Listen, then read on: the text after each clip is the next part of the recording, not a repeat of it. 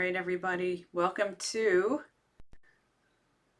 the next edition of Finance Friday. It's just me today. Hope you're not disappointed. We'll have more guests on soon, but I've been getting a lot of questions about the PPP Second Draw by clients and business owners and other just lots of curious people. So I figured today it would be great to go over what the PPP Second Draw looks like and trying to answer some FAQs that I've been getting and explain a little bit about this program. So let's do it. All right. And hopefully you know I'm Bette Hochberger. If you don't know, now you know.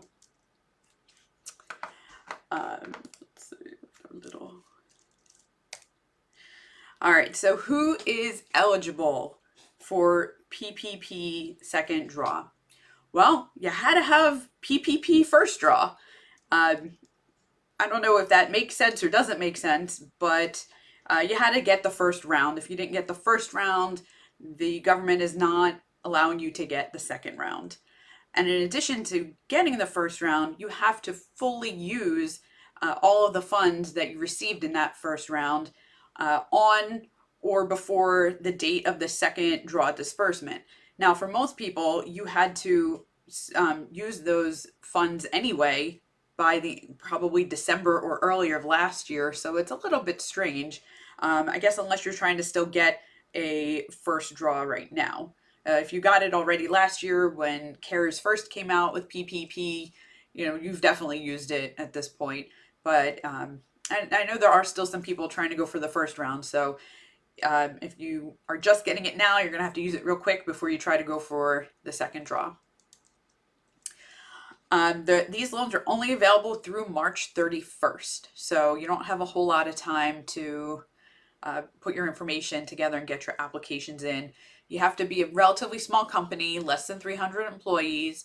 And this is the real stipulation that makes PPP Draw 2 interesting, is you have to have a 25% or more reduction in revenue from 2020 compared to 2019. So what in the world does that mean? It's a little bit crazy, right? So you're going to look at your gross receipts or your revenue, which for most small businesses is more or less the same thing. You're going to take a quarter in 2020 and compare it with the same quarter in 2019. So my example here, if you had 2019 first quarter, you had revenue of $10,000, but in 2020 you had first quarter revenue of only $5,000. Well, that's a huge drop. It's definitely more than the 25%, and that would make you eligible. I'm going to guess that for a lot of small businesses, they're going to see that the revenue drop is probably more likely in the second or third quarter, maybe the fourth. January, February, we were still kind of functional as a country, and then poop hit the fan, as they say, in March, and when we started shutting things down, and that's where most businesses are probably really going to take a hit, and you'll have to sit there and figure it out. The way I did it personally was I ran a quarterly P&L report, profit and loss report, for each year, and did the math quarter by quarter to see what quarters qualified me for the 25% or more reduction. Now, for some really small businesses, you might not keep information in a way that you can easily run reports on a quarterly basis. And if that's the case, there is an annualized calculation that you can do. So for that calculation, you're going to have to look at your entire receipts for all of 2019 and your entire receipts for all of 2020. And you're going to be using your tax returns for this. So this is a great way to, it might even be a little easier for some people if you've got an overall for the entire year reduction on 2020 based on versus 2019. This is just like a kind of simpler method for really small businesses. I personally think no matter what size business you are, you should have full proper books that you can pull up in QuickBooks, a quick report about what is my profit and loss by quarter, but I know not everyone does that. Not everyone's up to that challenge. So this is a great alternative for smaller businesses.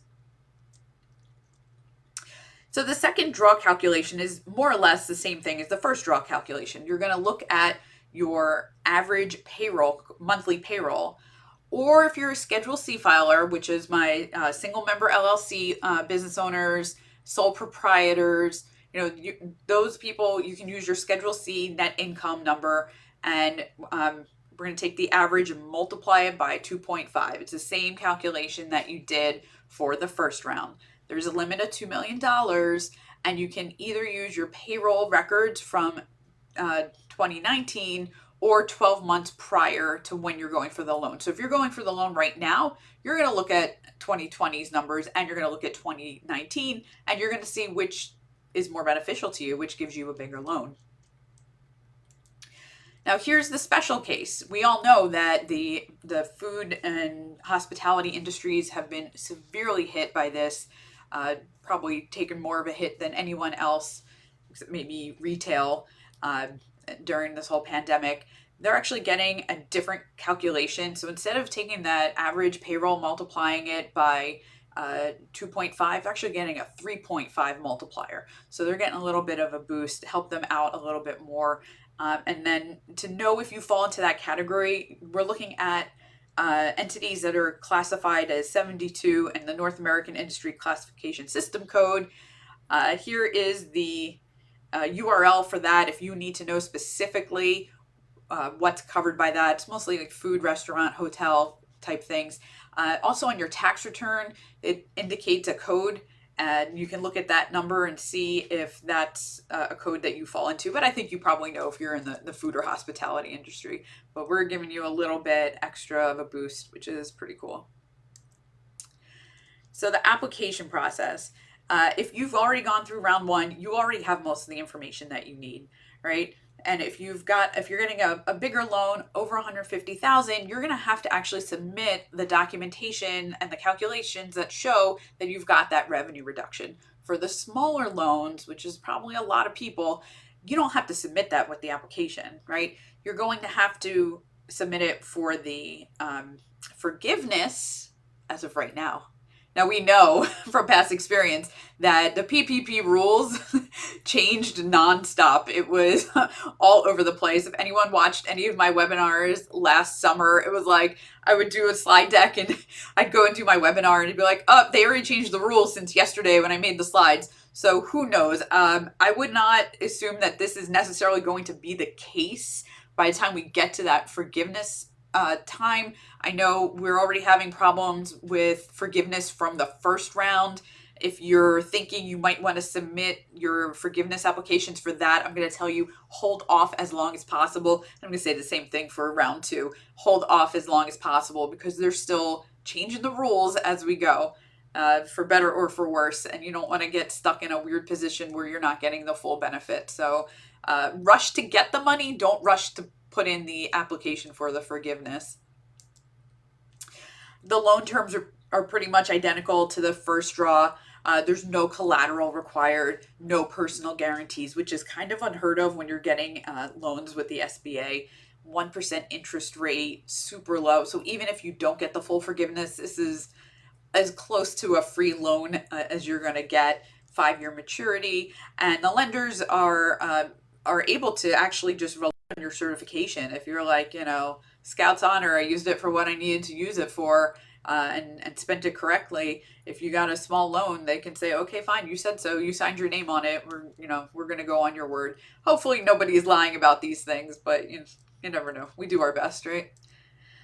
So there are some exclusions. Not everybody can get round two. So if you did not qualify for the first draw, you still don't qualify for the second draw. And if you were engaged in political or lobbying activities, you are not allowed to get this second draw. If your company is formed in China, you're not allowed to get these PPP draws, and publicly traded companies are also not allowed. You might recall when the first round of PPP came out, we had a lot of really big companies that you would never think would qualify for an SBA loan come out. They kind of, snuck in under certain qualifications, like having, if you were a big restaurant chain, every location was considered its own entity and they could slide in under those rules. But then the government came back and said, listen, guys, this is not in the spirit of what we were doing. We're not trying to bail you out. You can go to the public markets. You can raise money if you need to. This is for our small business people that are really suffering. So outright saying no publicly traded companies. There's a few other exclusions, but this for the most part will cover just about any situation, anyone that is probably going to watch this. So that's the high level overview of PPP2 Second Draw, the sequel. If you have questions, always feel free to contact me. You can shoot me an email. Feel free to schedule a Zoom. I do try to help anyone I can with this stuff. I think it's super important for every small business owner to get as much help as they can to get through this. It's been a trying year, as we all know, and whatever help is out there, I think absolutely you should go and get. And yeah, you can always check out my website for more information, and we'll see you next time.